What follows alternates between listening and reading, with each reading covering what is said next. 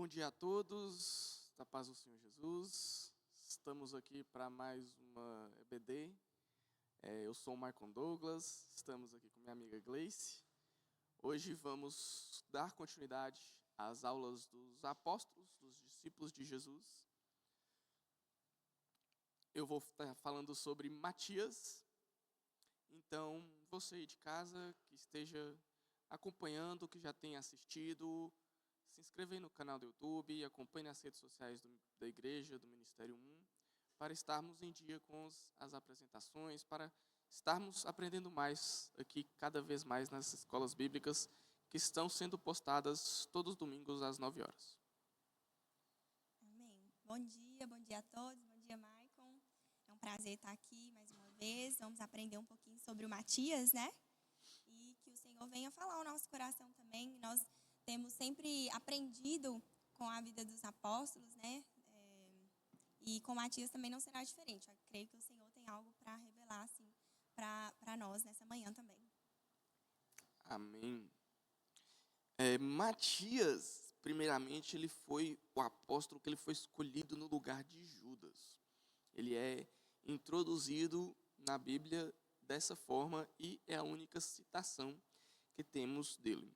E para já adiantarmos essa parte, vamos abrir em Atos, no capítulo 12. Vamos ler todo o contexto, para a gente estar entendendo mais sobre como foi a situação da escolha de Matias, como ele foi escolhido, por que escolheram ele para o lugar de Judas. Então, acompanhe em casa em Atos, capítulo 1, versículo 12. Está escrito assim: Então, os apóstolos voltaram do Monte das Oliveiras para Jerusalém, a distância até a cidade, a cerca de 1 quilômetro. Quando entraram na cidade, subiram para o cenáculo, onde reuniram-se Pedro, João, Tiago, André, Filipe, Tomé, Bartolomeu, Mateus, Tiago, filho de Alfeu, Simão o Zelote e Judas, filho de Tiago. Todos estes perseveravam unânimes em oração com as mulheres, com Maria, mãe de Jesus, e com os irmãos dele.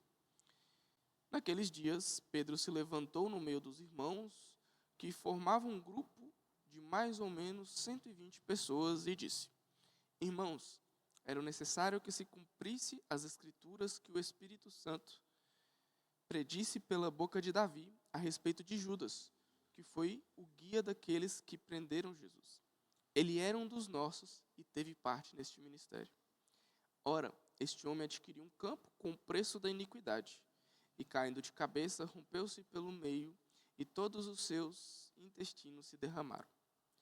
Isto chegou ao conhecimento de todos os moradores de Jerusalém, de maneira que em sua própria língua este campo era chamado de Alcedama, e isso é campo de sangue. E Pedro continuou: Porque está escrito no livro de Salmos: Fique deserta sua morada e não haja quem nela habite.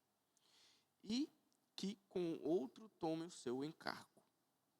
Então, Pedro estava ali reunido junto com os outros discípulos, e estavam eles junto com outras mulheres, com os irmãos de Jesus e 120 pessoas.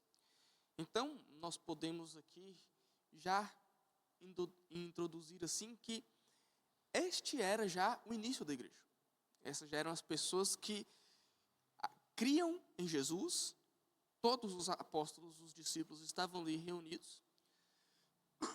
E como Jesus tinha ensinado a eles, eles estavam perseverantes em oração. E com essas 120 pessoas, eles estavam ali dispostos a seguir o que Jesus estava, os passos de Jesus, o que Jesus queria, o que Jesus entregou para eles. Mas antes de iniciar isso, por causa da falta de Judas, como Pedro disse, que Judas, apesar de ter traído Jesus, ele fez parte deste ministério. Ele foi um dos 12 escolhidos. E essa falta ela devia ser suprida, para que o simbolismo com os 12 apóstolos, com as 12 tribos de Israel, permanecesse como uma continuidade do plano de Deus tem para a salvação das pessoas, como uma nação santa que Israel deveria ser em prol de Cristo, em prol de Deus, né, um exemplo de nação, agora estava ali surgindo a igreja, que é a nação santa que Deus agora escolhe para nós. Então, os discípulos precisavam ali estar levantando alguém para suprir a falta do ministério de Judas, que começou exercendo, mas se entregou ao seu pecado e sua traição. E ali eles estavam reunidos para escolher alguém. E eles vão agora decidir, né, como fazer isso a partir do versículo 21. Nesse texto aqui, no versículo 17, Pedro ele está fazendo uma apresentação, né? Ele está conversando com o pessoal e ele está dizendo, olha, Judas, ele era um dos nossos e ele foi escolhido, assim como nós, para fazer parte desse trabalho, do trabalho de Jesus. Mas ele escolheu, né, trair o Senhor, ele cometeu lá um ato de crime, ele recebeu dinheiro para fazer isso e ele parece ali dizer mais ou menos o que aconteceu com ele, né? Ele com Judas e ele começa a falar sobre isso, né? Ele começa a falar que como ele era um dos 12, Jesus havia escolhido, então eles precisavam agora colocar outra pessoa no local, né? Colocar outra pessoa no lugar de Judas, para que eles permanecessem e dessem continuidade ao ministério com os 12 que Jesus havia proposto aí como propósito do cristianismo, né? Do crescimento da igreja. Sim, porque como a gente lê, né, a gente lê que eles tinham os discípulos entre si, eles e todos que acompanharam o ministério de Jesus, eles tinham um senso de irmandade, de unidade, de pertencimento. Então, realmente ali Pedro está aqui demonstrando que ele ficou sentido com a traição de Judas. Ele realmente sentiu isso, junto com os outros. E para prosseguir com o que Cristo tinha estabelecido, eles tinham que eleger um outro apóstolo que também tinha esse senso de pertencimento, também estava dentro dessa unidade, para seguir-se com o propósito de Cristo, para a continuidade, né? Ali, a origem, a inauguração ali da igreja, os primórdios da igreja, fundada ali em Cristo. Vamos continuar lendo aqui a partir do versículo 21. Pedro continua dizendo: portanto, é necessário que dos homens que nos acompanharam todo o tempo que o Senhor Jesus andou entre nós, começando no batismo de João, até o dia que foi tirado do nosso meio e levado às alturas, um deles se torne testemunha conosco da sua ressurreição. Então, propuseram 2, José, chamado Barsabás, também conhecido como Justo, e Matias. E orando, disseram: Tu, Senhor, que conhece o coração de todos, revela-nos qual dos 2 escolhestes, para preencher a vaga deste ministério e apostolado, da qual Judas se desviou, indo para o seu próprio lugar. Depois fizeram um sorteio, e a sorte caiu sobre Matias, que foi acrescentado ao grupo dos 11 apóstolos. Então, esse é o único texto em que a Bíblia cita sobre o apóstolo Matias. A Bíblia cita que ele foi um dos escolhidos. Ele foi um entre os 2 que se propuseram a ser substitutos ali por um conselho entre os apóstolos para substituir Judas. E agora vamos adentrar um pouco mais sobre este contexto, sobre quais foram os critérios. Nós vemos aqui que Pedro ele elabora alguns critérios para para a escolha de quem acompanhava. Então, quando a gente lê a Bíblia, a gente pensa, Jesus estava acompanhado pelos 12 discípulos. Os 12 estavam sempre com ele. E, na verdade, tinham mais pessoas. A Bíblia conta que tinham mulheres que acompanhavam eles. Na Bíblia tem uma passagem que relata que Jesus separou 70 discípulos para poder separar e eles irem caminhando e pregando o Evangelho. Então, a gente pode crer que tinham mais pessoas que caminhavam com Cristo durante toda essa jornada, que viu o ministério dele. E este é um dos primeiros primeiros critérios elencados por Pedro para a escolha, que ele tenha presenciado todo o ministério de Cristo. Ele tenha visto o ministério de Cristo. Pedro fala desde o batismo com João Batista, o batismo de Jesus, até a sua ressurreição. Então, Matias, ele viu isso. Ele sabia que Jesus foi batizado por João Batista. Ele acompanhou Jesus em seu ministério, em sua caminhada.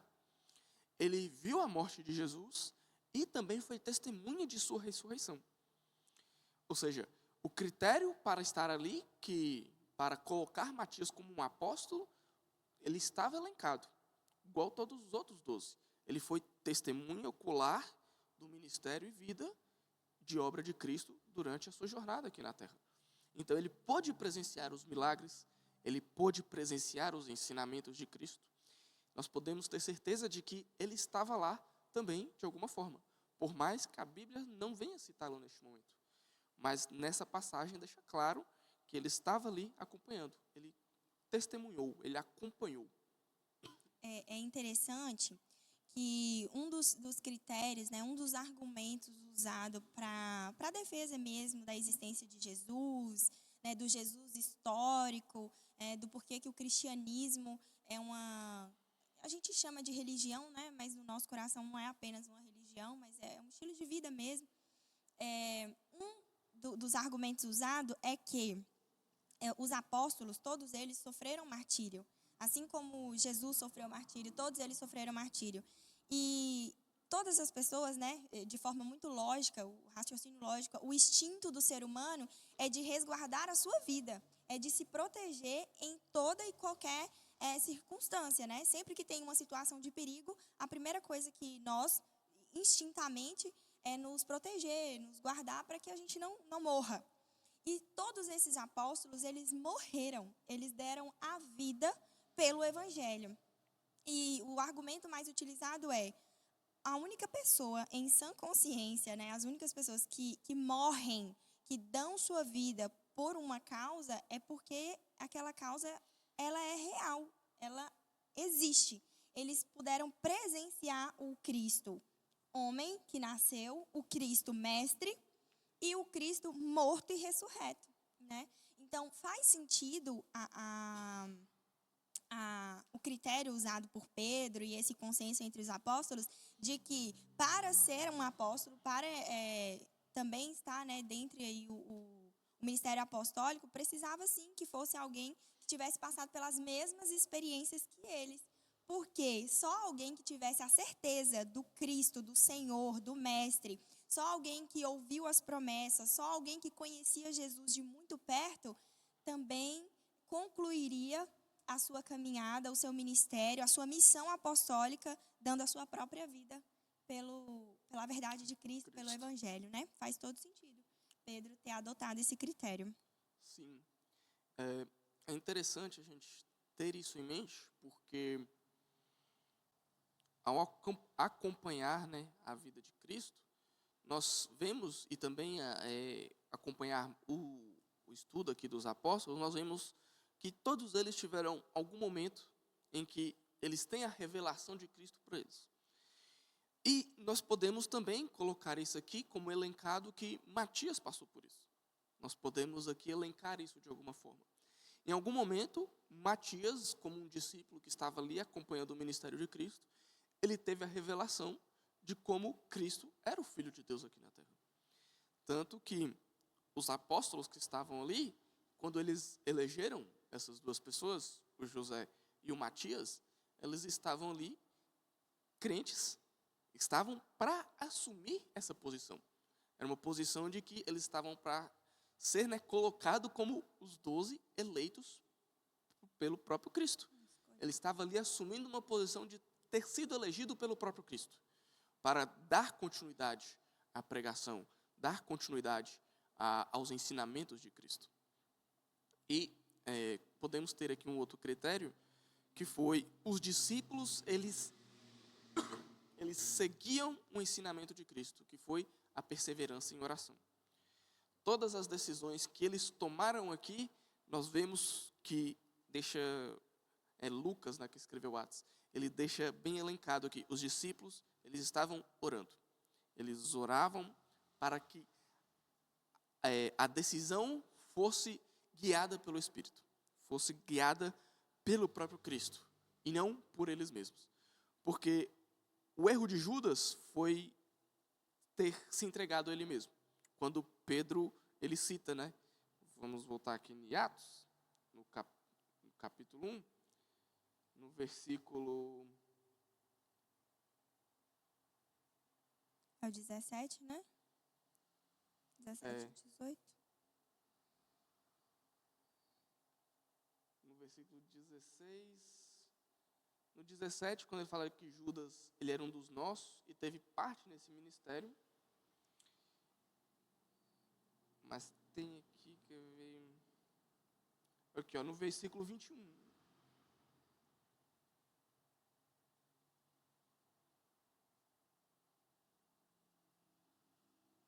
Começando o batismo de João. Torna-se testemunha. Não. Aqui, ó, no versículo 25. Aqui. Para preencher a vaga do ministério apostolado, no qual Judas se desviou, indo para o seu próprio lugar. Então, aqui, Matias, como o Gleice está falando, ele deixou, né, o seu lugar e assumiu um lugar que Cristo escolheu para ele. Cristo ali elegeu ele para estar entre os 12 agora. E ele estava ali assumindo esse propósito. Então, neste momento, ele também estava aceitando o chamado de Cristo para seguir com a jornada, para continuar caminhando com isso. O segundo critério, além de ter, né, vivido no meio ao ministério, foi ter sido testemunha ocular, confiável. Ou seja, ele viu a morte e ressurreição de Jesus Cristo. Ele pôde ver, né, Cristo com seus próprios olhos, tanto em seu ministério, quanto Filho de Deus já ressurreto. E o terceiro critério elencado foi a comunhão com os discípulos. Ter vivido junto com os outros discípulos. Ter participado junto com aquele ministério. Ter caminhado junto com eles. Então, podemos agora, como ali eles estavam iniciando a igreja com 120 pessoas, os discípulos, podemos trazer isso para a igreja hoje. Podemos fazer essa associação. Que para estarmos dentro do propósito que Cristo escolheu para a gente, nós devemos estar crentes, que estamos fiéis dentro do seu ministério, que estamos fiéis, né? Nós acompanhamos Cristo, nós lemos a história dele e estamos realmente entendidos do seu sacrifício, do que o sacrifício dele significa para a gente, do que a salvação que ele entregou para nós ao morrer aquilo na cruz significa para a gente. Nós estamos sendo testemunhas de Cristo como pessoas aqui na terra, como cristãos, como membros da sua igreja, e nós estamos tendo convivência em comunhão com os nossos irmãos, com os nossos em casa, né? Com os nossos irmãos em Cristo, estamos sendo uma unidade, estamos sendo uma comunhão com eles. Então nós podemos até mesmo alencar esses critérios para a igreja hoje e fazendo uma autoanálise sobre as nossas vidas, o quão podemos, né, nos dedicar ao ministério e o quão certo está a nossa vida mediante ao padrão que Cristo deixou. Cristo, ele deixou um padrão para os discípulos, um padrão de oração, um padrão de santidade, um padrão de atitudes a ser tomada e decisões que não deviam ser tomadas, coisas que os discípulos não deviam fazer.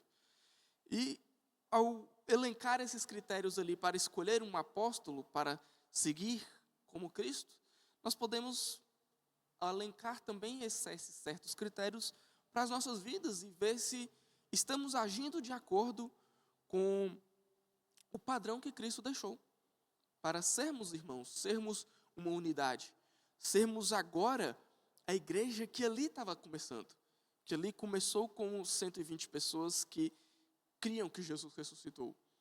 agora o cristianismo ele é considerado a maior religião do mundo. Mas estamos dentro desse padrão que Cristo elencou? Estamos caminhando conforme esse padrão?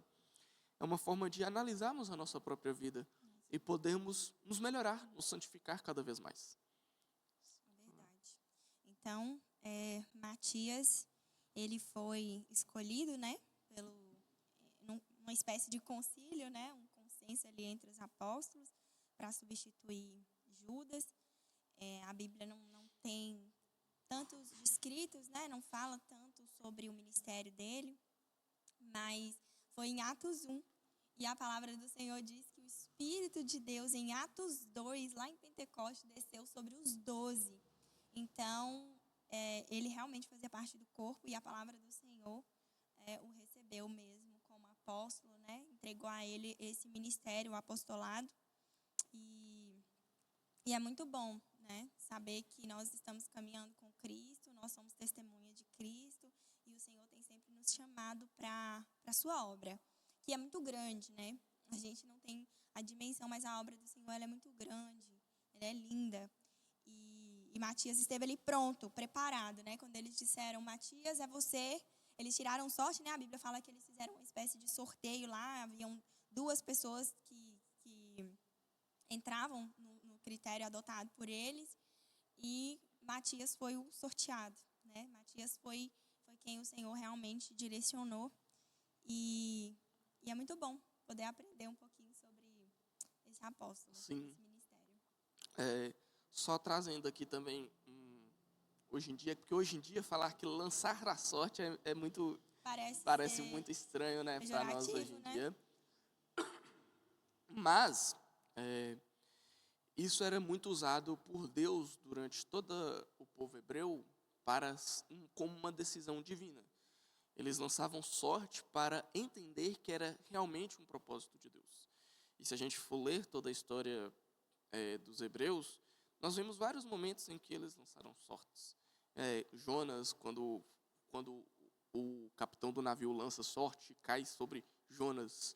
Não foi uma sorte. Foi uma direção de Deus para apontar. Jonas é a causa dessa situação. Foi lançado sortes para se definir, né, quais territórios seriam divididos para cada tribo.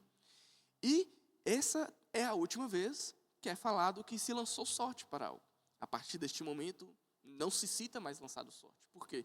Porque a partir desse momento, o Espírito Santo desce sobre as pessoas, sobre a igreja. E a partir de agora, a decisão de ser guiada por Deus está dentro de nós. A revelação revelação está dentro de nós, como o Espírito Santo. Glória a Deus. E Ele caminhando com nós, agora Ele revela em nossos corações agora qual que é a vontade de Deus.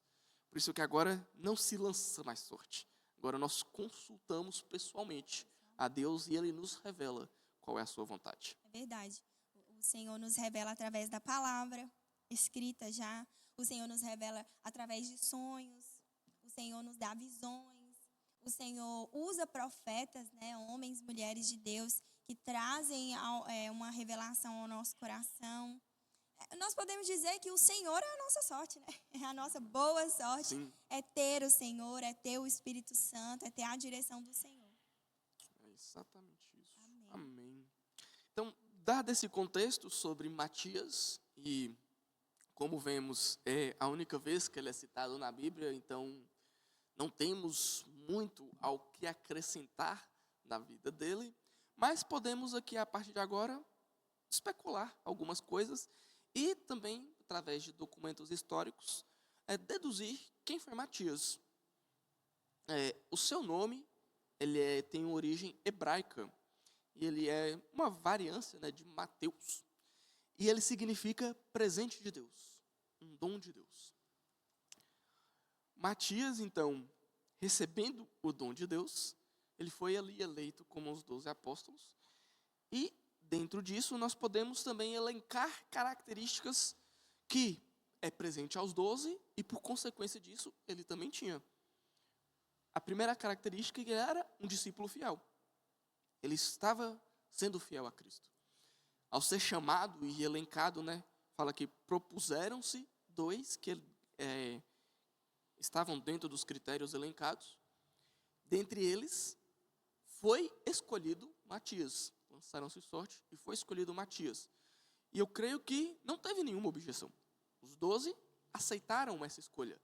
Por quê? Porque ele tinha um caráter também. Ele tinha um caráter de fidelidade. Por ter ali acompanhado os 12, por ter testemunhado a vida de Cristo, por não ter deixado, porque ao ter, mesmo tendo visto Cristo morrer e ressuscitar, ele poderia ter abandonado, porque aquele era um momento de perseguição. Aquele ali é um momento em que se surgisse um rumor que Cristo ressuscitou, que o corpo dele não estava mais lá no túmulo, Roma começou-se a perseguir aqueles que começavam a se dizer cristãos. E aquele era o início da igreja. Então podemos deduzir que ele foi fiel ao assumir a sua fidelidade para com Cristo e permanecer neste caminho. Podemos assumir que ele era um homem de comunhão, por estar ali em unanimidade com aquelas 12 pessoas que estavam ali sendo em fidelidade, né? Com aquelas 12 pessoas, tendo ali mantido a comunhão com os 12 apóstolos, os 12 discípulos. Porque como a gente leu, Pedro ele ficou sentido com a traição de Judas. E como ele ficou sentido com a traição de Judas, ele aceitou Matias. Então, Matias também estava ali presente. Matias também deu suporte. Matias também testemunhou e também sentiu a traição de Judas. E ele também aceitou o cargo de estar ali. Então, podemos traduzir que ele era alguém fiel. Ele era alguém de comunhão. Ele era um irmão ali que estava presente na fé para caminhar com os outros discípulos. Amém. E podemos aqui elencar que ele foi alguém aprovado. Ele foi, ele passou por um crivo ali escolhido. Ele foi testado e ele foi aprovado. Ele recebeu, a recompensa de estar ali entre os 12, mediante o critério elencado. Então, podemos aqui tirar essas pequenas conclusões sobre o Matias, que referentes dada na própria Escritura, já que a Escritura diz sobre ele muito pouco, é apenas este versículo que cita ele e depois não mais. Como vemos nos Pentecostes, dizem que os 12 discípulos receberam o Espírito Santo, mas não elege eles por nome. Então podemos também deduzir que Matias estava lá e ele recebeu do Espírito Santo ali naquele momento. E aqui já entramos mais na parte histórica, em que o que se deu de Matias após os acontecimentos. Então, Matias, dados os estudos, ele foi pregar primeiramente na Judeia, e a partir deste momento ele pregou também na Etiópia e na Colquis, que é atualmente a Geórgia. Ele também foi martirizado, e referências à sua morte temos duas divergências. Uma diz que ele foi crucificado, e a outra diz que ele foi apedrejado e depois decapitado, por causa das perseguições que aconteceram por causa de suas pregações. Ele é santificado pela Igreja Católica, juntamente como os outros 12 apóstolos. E existem duas igrejas que guardam suas relíquias, que são as igrejas de Santa Maria em Roma e a igreja de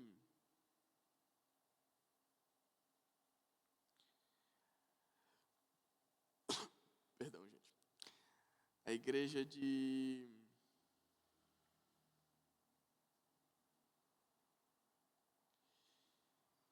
meu Deus, qual é o nome aqui que eu coloquei? Ela fica em Thiers, na Alemanha, mas a igreja tem um nome, deixa eu achar aqui.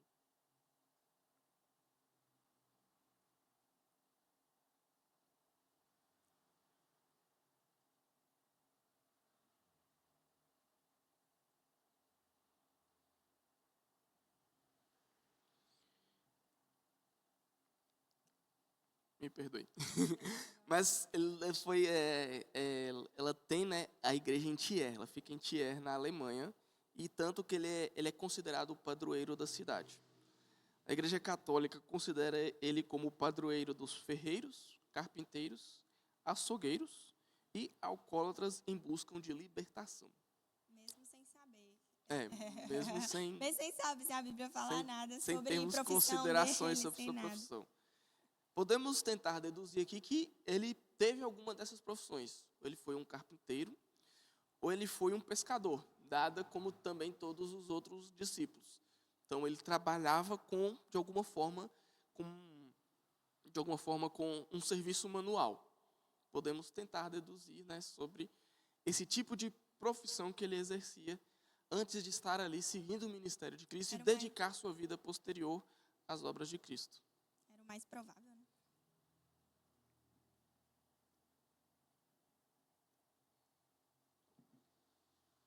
Existe um evangelho de Matias, mas ele é considerado um evangelho apócrifo, porque não existem nem provas de que foi o próprio Matias que escreveu.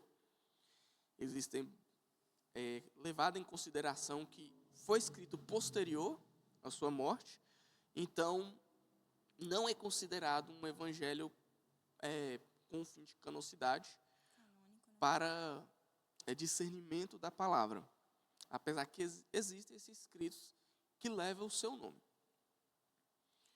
Então, chegamos a uma conclusão que Matias ele foi alguém fiel a Deus. Ele foi alguém escolhido por Deus, porém ele não tem sua história revelada. Ele foi alguém fiel em meio a um anonimato, em meio a um por trás dos bastidores, onde ele também foi perseguido, onde ele também foi martirizado, mas a história não cita, a história não deixa vestígios da sua passagem. E a gente também pode trazer isso para as nossas vidas. Às vezes a gente pensa que levar o evangelho a gente tem que alcançar muitos, tem que deixar um nome registrado. E não é necessário. Às vezes o nosso nome ele não vai ficar registrado na história, mas na história de alguma pessoa alguém vai saber, porque você pregou para essa pessoa. O seu testemunho foi exemplar para essa pessoa. Então, pregar a Cristo é você ser fiel ao evangelho da palavra, mas isso não te dá recompensas aqui na terra. Mas isso deixa o seu nome gravado para alguém e para a salvação. Amém. Que é o que mais nos importa neste momento, que é o caminho para a salvação. Mesmo que isso seja um anonimato e despercebido, uma atitude despercebida ao correr, né, atrás de Cristo, nós sejamos esquecidos. Amém. Verdade.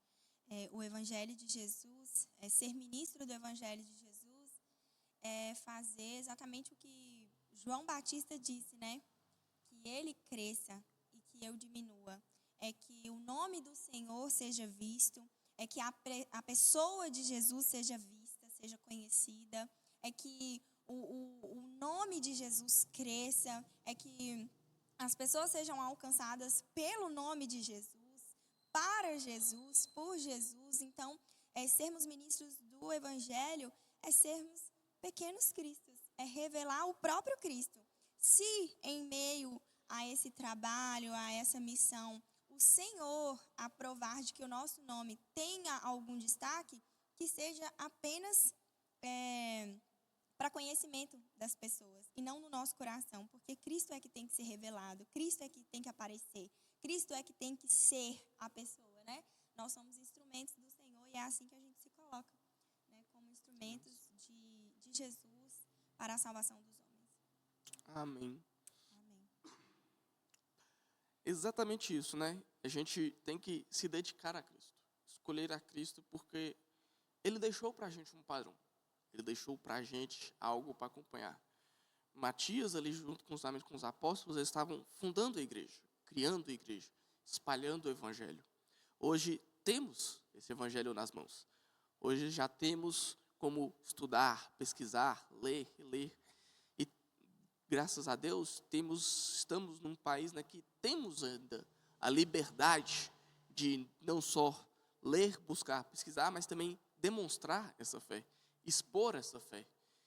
E devemos agradecer a Deus para que possamos usar isso para alcançar os outros, alcançar cada vez mais os outros, para que o nome de Jesus, para que o padrão que Cristo estabeleceu alcance mais ainda outras pessoas.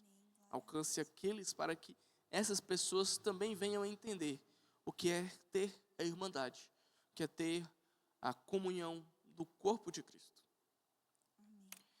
Estamos encerrando essa aula de Matias. Quero agradecer a todos que acompanharam. Quero pedir perdão porque eu estou um pouco doente hoje, então tive uma tosse. Então, peço perdão por isso, que vocês possam acompanhar, continuar acompanhando os nossos ensinos, possamos também, né, aprender cada vez mais. Deixe um comentário, deixe o seu gostei, compartilhe para que as outras pessoas possam ver e aprender cada vez mais. E assim agradecemos. Então, até a próxima vez. Que Deus abençoe. Amém. Glória a Deus. Até mais, pessoal.